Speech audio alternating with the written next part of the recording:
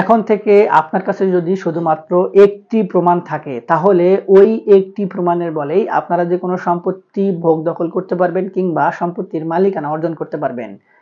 এক্ষেত্রে আপনাকে ওই সম্পত্তি ভোগ দখল করতে আর কেউ বাধা প্রদান করতে পারবে না, সরকারও আপনাকে সেই সম্পত্তি ভোগ দখল করতে সহযোগিতা করবে। তো আসুন আজকে আমরা এই বিষয়টি নিয়ে বিস্তারিতভাবে আলোচনা করি। তবে ভিডিওটি শুরু করার আগে আপনি যদি আমার এই চ্যানেলে আজকে প্রথম হয়ে থাকেন তাহলে এই ধরনের আইন বিষয়ক নানান ধরনের গুরুত্বপূর্ণ ভিডিও পেতে আমাদের চ্যানেলটি সাবস্ক্রাইব করে রাখবেন। আর যদি নিয়মিত হয়ে থাকেন তাহলে লাইক, কমেন্ট এবং শেয়ার করে আমাদেরকে অনুপ্রেরণা দিবেন। বলা হয় সম্পত্তি ভোগ দখল করা হয় আইনের বলবতে কিংবা আপনার যে কোনো বৈধ ডকুমেন্টের বলে। এখন আপনার কাছে যদি কোনো বৈধ ডকুমেন্ট থাকে এবং সেই ডকুমেন্টটা যে প্রকারই হোক না কেন আপনারা কিন্তু সম্পত্তি ভোগ দখল করতে পারবেন। এই বৈধ ডকুমেন্টগুলোর মধ্যে অনেক ডকুমেন্ট রয়েছে। আজকে আমরা যে বিষয়টি নিয়ে কথা বলবো সেটি হচ্ছে দলিল। অন্যান্য ডকুমেন্টগুলো আমরা অন্য আরেকটি ভিডিওতে কিংবা সিরিজ আকারে আপনাদের সামনে নিয়ে আসার চেষ্টা করব। এই বিষয়গুলো আসলে অত্যন্ত বিন্যস্ত, তাই অনেকেই কিন্তু আমাদের কাছে রিকোয়েস্ট করেছেন যে বিষয়গুলোকে খন্ড খন্ডভাবে আমাদের সামনে উপস্থাপন করার জন্য।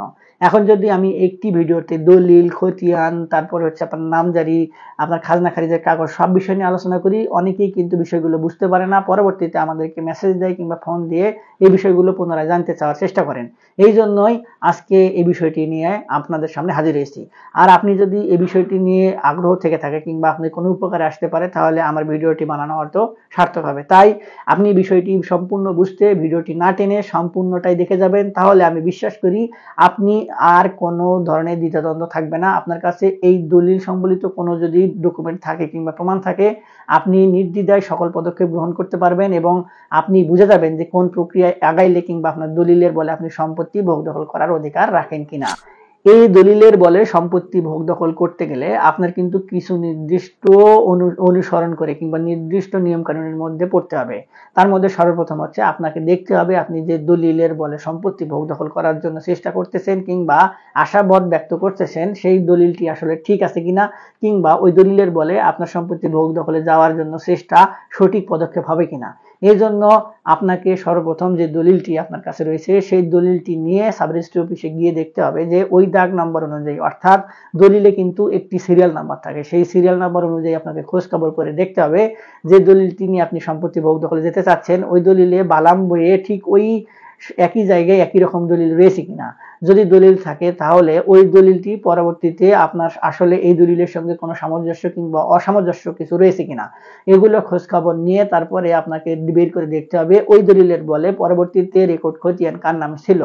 যদি রেকর্ড খতিয়ান বের করতে পারেন তাহলে আপনার দেখতে হবে বর্তমানে যে ব্যক্তি সম্পত্তি ভোগ দখলে রয়েছে এই দলিলের সঙ্গে তার সম্পর্কটা কি। আসলে ওই দলিলে যে ব্যক্তি মালিকানা উল্লেখিত ওই ব্যক্তি কোনোভাবে বর্তমানে যে ব্যক্তি সম্পত্তি ভোগ দখলে রয়েছে সেই ব্যক্তি আসলে ওই সম্পত্তি কারো কাছে বিক্রি করে দিয়েছে কিনা কিংবা ওই যে ব্যক্তি ভোগ দখলে রয়েছে তার কাছে বিক্রি করে দিয়েছে কিনা। এখন যে ব্যক্তি ভোগ দখলে রয়েছে তার কাছে যদি লিগ্যাল হস্তান্তরযোগ্য দলিল থাকে তাহলে নিশ্চয়ই এই দলিলটি বালাম বইয়ে উল্লেখ থাকার কথা না, ওখানে আপনার এই বর্তমানে যে ব্যক্তি ভোগ দখল করছে সম্পত্তি তার দলিল কিন্তু ওখানে থাকার কথা। এখন যদি কোনোভাবে আপনি এই ধরনের অসামঞ্জস্যপূর্ণ কোনো কিছু পেয়ে থাকেন এবং যে ব্যক্তি বর্তমানে ভোগ দখল করছে তার কাছে আপনি তাগাদা দিতে হবে যে আপনার কাছে যে সকল ডকুমেন্ট রয়েছে এই দলিলের বলে সেই ডকুমেন্টগুলো আমাকে দেখান। যদি সেই ব্যক্তি দেখায় তাহলে আপনি কি যাচাই বাছাই করার সুযোগ পেলেন। যদি যাচাই বাছাই করে আপনার মনে হয় যে দলিল কিংবা ডকুমেন্ট সবকিছু ঠিক আছে তাহলে আপনার ভোগ দখলে যাওয়ার কিন্তু কোনো প্রশ্নই আসে না। আর যদি দেখেন কোনো অসামঞ্জস্য রয়েছে কিংবা ওই ব্যক্তি আপনাকে ডকুমেন্ট দেখাতে অরাজকতা প্রকাশ করছে কিংবা তিনি বিভিন্নভাবে পায়তারা শুরু করেছে তাহলে আপনাকে বুঝতে হবে প্রাথমিকভাবে আপনি সফল এবং এই দলিলের বলে আপনি সম্পত্তি ভোগ দখলে যাওয়ার অধিকার রাখেন। এখন আপনার যদি এই দলিলটি হয় পূর্বপুরুষের তাহলে আপনাকে ওই পূর্বপুরুষের সূত্র ধরে আপনাকে সর্বপ্রথম আপনার যে ওয়ারিশান সার্টিফিকেট এটি কিন্তু বের করতে হবে। এই ওয়ারিশান সার্টিফিকেটের ফলে আপনি পরবর্তীতে এই দলিলের বলে সম্পত্তিটা ভোগ দখলে যাওয়ার কিন্তু অধিকার অর্জন করবেন। এখন এক্ষেত্রে কিছু কিছু আবার নিয়ম কানুন কিংবা বৈশিষ্ট্য রয়েছে। ধরুন আপনার একটি সম্পত্তির দলিল আপনি খুঁজে পেয়েছেন এবং দেখছেন আপনার দাদা সেই সম্পত্তির দলিলে মালিক হিসেবে উল্লেখিত। এখন আপনার দাদার নামে দেখা যাচ্ছে যে এসএ খতিয়ান রয়েছে কিংবা সিএস খতিয়ান রয়েছে। এখন পরবর্তীতে যে ব্যক্তি বর্তমানে ওই দাগের সম্পত্তিটি ভোগ দখল করছে তার নামে হয়তো পরবর্তীতে বিএস খতিয়ান কিংবা পরবর্তীতে যে সকল খতিয়ান হয় সেগুলো উল্লেখ করা রয়েছে এবং পরবর্তীতে তিনি সেই খতিয়ান কিংবা কোনো একটি মাধ্যমের দ্বারা কিংবা অর্থ ব্যয় করে আপনার সম্পত্তিতে নামজারি খারিজ করে ফেলেছেন। এখন ওই যে আপনার দাদার নামে দলিল এবং পরবর্তীতে এসএ খতিয়ান কিংবা সিএস খতিয়ান তার নাম উল্লেখ আছে সেহেতু তার কাছ থেকে লিগেল হস্তান্তরযোগ্য দলিল থাকবে। বর্তমানে যে ব্যক্তি ভোগ দখল করছে তার কাছে লিগেল হস্তান্তরযোগ্য দলিল যদি না থাকে, তাহলে এই ব্যক্তি নিশ্চয়ই ভুয়া দলিল তৈরি করে কিংবা ভোগ দখল সূত্রে দলিল তৈরি করে আপনার সম্পত্তিতে কিন্তু ভোগ দখলে রয়েছে।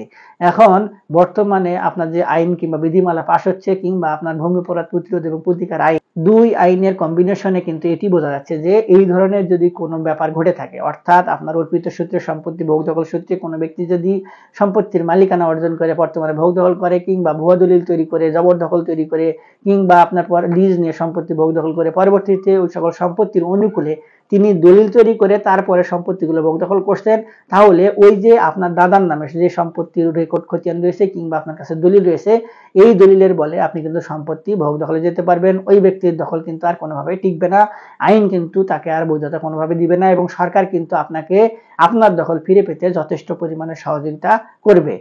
এরপরে আরেকটি বিষয় হচ্ছে যে আপনি যদি কোনো ওয়ারিশান সম্পত্তি পেয়ে থাকেন, অর্থাৎ আপনার পূর্বপুরুষের কাছ থেকে কিংবা আপনার বাবার থেকে কিংবা আপনার মার থেকে কোনো সম্পত্তি যদি আপনি পেয়ে থাকেন, এখন আপনি যদি শুধুমাত্র ওই সম্পত্তির অনুকূলে দাগে দাগে ভোগ দখল করে পরবর্তীতে নামজারি খারিজ করেন, তাহলে এখানে বলা হচ্ছে শুধুমাত্র নামজারি খারিজের কাগজ দিয়ে আর কোনো ব্যক্তি কিন্তু সম্পত্তি ভোগ দখল করতে পারবে না।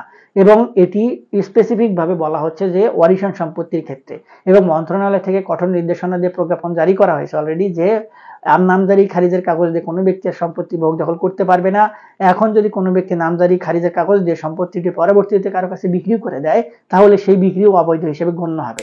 এখন এক্ষেত্রে আপনাদের করণীয় কি? আপনাদের একটি মাত্র ডকুমেন্ট তৈরি করতে হবে, সেটি হচ্ছে আপনাদের বন্টন দলিল প্রস্তুত করতে হবে। এবং এর জন্য সর্বপ্রথম আপনাদেরকে ওয়ারিশান যে সার্টিফিকেট থাকে, উত্তরাধিকারী সার্টিফিকেট থাকে ওয়ারিশদের মধ্যে, সেটি আগে নিতে হবে। দেন তারপরে আপনারা একটি ওয়ারিশদের মধ্যে বন্টন দলিল করে নেবেন, কোন দাগে কোন ভাবে কিভাবে আপনারা সম্পত্তি ভোগ দখল করছেন। শুধু শুধু মুখে মুখে আপনারা সম্পত্তি ভোগ দখল করলে পরবর্তীতে যদি অন্য মালিক এসে সম্পত্তির দাবি করে যে এই দাগেও আমার অংশ রয়েছে এবং আপনি যদি ওখানে বাড়ি তৈরি করেন, তাহলে সেই বাড়ির ভাগ্য যদি তিনি চায়, তাহলে আপনাকে নিশ্চয়ই বাড়ি ভেঙে তারপরে তার অংশটুকু তাকে বুঝিয়ে দিতে হবে, না হলে কোনো একটি ঝামেলা তৈরি হবে। যার কারণে সরকার এই বিষয়গুলোকে অ্যাভয়েড করার জন্য কিংবা এই ধরনের সমস্যা যেন তৈরি না হয়, তার জন্য বলছেন যে ওয়ারিশান সম্পত্তির ক্ষেত্রে বন্টন দলিল ছাড়া কোনোভাবে সম্পত্তি ভোগ দখলে গেলে পরবর্তীতে ঝামেলা তৈরি হলে সরকার কিন্তু এর বিরুদ্ধে কঠোর ব্যবস্থা গ্রহণ করবেন এবং এই ধরনের আইন না মানার কারণে আপনাদের বিরুদ্ধে কিন্তু লিগ্যাল অ্যাকশনেও যেতে পারে। এরপরে আরেকটি বিষয় আসে, সেটি হচ্ছে যদি কোনো ব্যক্তি তার কোনো উত্তরাধিকারীকে অর্থাৎ পিতা কিংবা মাতা যদি তার সন্তানকে কোনো একজন ব্যক্তিকে হেবা দলিল করে দেয়, তাহলে সেই হেবা দলিলের বলে কিন্তু ওই ব্যক্তি সম্পত্তির ভোগ দখল করতে পারবে। পরবর্তীতে তার আর ওয়ারিশান সার্টিফিকেট কিংবা অন্যান্য যে সকল ডকুমেন্ট দরকার হয় সম্পত্তি ভোগ দখলের ক্ষেত্রে, সেই সকল ডকুমেন্ট দরকার পড়বে না। আপনার নির্দ্বিধায় তিনি হেবা দলিলের বলে সম্পত্তি কিন্তু ভোগ দখল করে যেতে পারবেন। এরপরে আরেকটি ডকুমেন্টের কথা বলা হচ্ছে, ধরুন যে কোনো একজন ব্যক্তির কাছে জমি বিক্রয়ের স্বার্থে আপনার বায়না দলিল তৈরি করে দিয়েছে। এখন যে ব্যক্তির কাছে বায়না দলিল করে দিয়েছে সেই ব্যক্তি যদি ওই সম্পত্তির অনুকূলে যে বায়না দলিল তৈরি করলেন সেটি লিপিবদ্ধ করে দলিলে উল্লেখ করে কিংবা আপনার স্ট্যাম্প পেপারে উল্লেখ করে পরবর্তীতে এই বায়না দলিলটি রেজিস্ট্রেশন করে এবং পরবর্তীতে ওই ব্যক্তি যদি তাকে ধোকা দেয় কিংবা কোনোভাবে অন্য আরেকজনের ব্যক্তির কাছে পরের দিনেই বিক্রি করে ফেলে এবং তাকে যদি সম্পত্তির দলিল তৈরি করে দেয়, তাহলেও ওই যে আপনার কাছে বায়না দলিল রয়েছে সেই বায়না দলিলের বলে কিন্তু আপনি পরবর্তীতে সম্পত্তি ভোগ দখলে যেতে পারবেন। তবে শর্ত থাকে একটি, রেজিস্ট্রেশন অ্যাক্ট অনুযায়ী ওই দলিলটি অর্থাৎ ওই বায়না দলিলটি আপনাকে রেজিস্ট্রেশনে যেতে হবে। রেজিস্ট্রেশন ছাড়া পরবর্তীতে রেজিস্ট্রেশন বিহীন বায়না দলিল নিয়ে এসে কিন্তু আপনি সম্পত্তির ভোগ দখলের দাবি করতে পারবেন না কিংবা আইনি প্রতিকার চাইতে পারবেন না। যদি রেজিস্ট্রেশন করেন পরবর্তীতে মালিক যদি অন্য আরেকজনের কাছে বিক্রি করে দেয়, তাহলে কিন্তু আপনি আইনি প্রতিকার পাবেন এবং পরবর্তীতে যে ব্যক্তি সম্পত্তি ক্রয় করেছে তিনি অবৈধ দখলদার হিসেবে বিবেচিত হবে এবং আইন আপনাকে কিন্তু ওই বায়না দলিলের বলে পরবর্তী যে পদক্ষেপগুলো থাকে সেগুলো পূরণের মাধ্যমে আপনাকে সম্পত্তির ভোগ দখল দিতে সহযোগিতা করবে। এবং এক্ষেত্রে আদালতে গেলেও পরবর্তীতে যে ব্যক্তির কাছে সম্পত্তি বিক্রি করা হয়েছে তিনি কোনো প্রতিকার পাবেন না। এক্ষেত্রে বায়না দলিলের গুরুত্ব কিন্তু অপরিসীম কিংবা বায়না দলিলের গুরুত্ব দেওয়া হয়েছে। এইরকম আরো কিছু গুরুত্বপূর্ণ গ্রাউন্ড রয়েছে যে গ্রাউন্ডগুলো ফলো করলে কিংবা যে গ্রাউন্ডগুলোর মধ্যে যদি আপনার কোনোভাবে কোনো সম্পত্তি পড়ে, তাহলে আপনারা ওই প্রমাণাদি অর্থাৎ শুধুমাত্র এই দলিলিক প্রমাণ দিয়েই আপনারা কিন্তু সম্পত্তি ভোগ দখলে যেতে পারবেন। এক্ষেত্রে আপনাকে আর কেউ কোনোভাবে সম্পত্তির ভোগ দখলে যেতে বাধা প্রদান করতে পারবে না, কিংবা আপনার যদি কোনো সম্পত্তি বেদখলে থাকে তাহলে আপনারা শুধুমাত্র একটি যদি প্রমাণ বের করতে পারেন যে দলিলের বলে আপনারা সম্পত্তি ভোগ দখলে যেতে পারবেন কিংবা আপনাদের যাওয়ার অধিকার রয়েছে এবং দলিলটি যদি আপনাদের অথেন্টিক হয় তাহলে আপনাদের আইনি পরামর্শ যদি গ্রহণ করেন কিংবা আপনারা যদি আদালতে মোকদ্দমা দায়ের করেন সেক্ষেত্রে আপনারা কিন্তু ওই দলিলের বলে সম্পত্তিতে ভোগ দখলে যেতে পারবেন। এক্ষেত্রে আইন আপনাকে যথেষ্ট পরিমাণে সহযোগিতা করবে। এই গ্রাউন্ডগুলো ছাড়াও আরো কিছু গ্রাউন্ড রয়েছে যে গ্রাউন্ডগুলো অত্যন্ত গুরুত্বপূর্ণ না, এই গ্রাউন্ডগুলো আসলে অত্যন্ত গুরুত্বপূর্ণ এবং প্রথম যে গ্রাউন্ডটির কথা বলেছি সেই গ্রাউন্ডটি কিন্তু আসলে বেশিরভাগ সময়ই বর্তমানে সম্পত্তি পুনরুদ্ধারের ক্ষেত্রে বেশি প্রয়োগ দেখা যাচ্ছে। তাই এই বিষয়গুলো আপনার আসলে অত্যন্ত জটিল, তাছাড়া এই বিষয়গুলো নিয়ে অনেকে নাই বুঝতে পারেন। সেক্ষেত্রে অবশ্যই একজন ভালো আইনজীবীর যদি পরামর্শ নেন সেক্ষেত্রে আপনার জন্য আরো বেটার রিলিফ হতে পারে। আর যদি এই বিষয়গুলো নিয়ে আমাদের কোনো কনসালটেন্সির প্রয়োজন হয় তাহলে আমাদের ভিডিওর নিচে কমেন্টস করবেন, আমরা আপনাদের সহযোগিতা করার চেষ্টা করব। আজকে এ পর্যন্তই, দেখা হবে সামনে নতুন কোনো ভিডিওতে। ততদিন পর্যন্ত ভালো থাকবেন, ধন্যবাদ।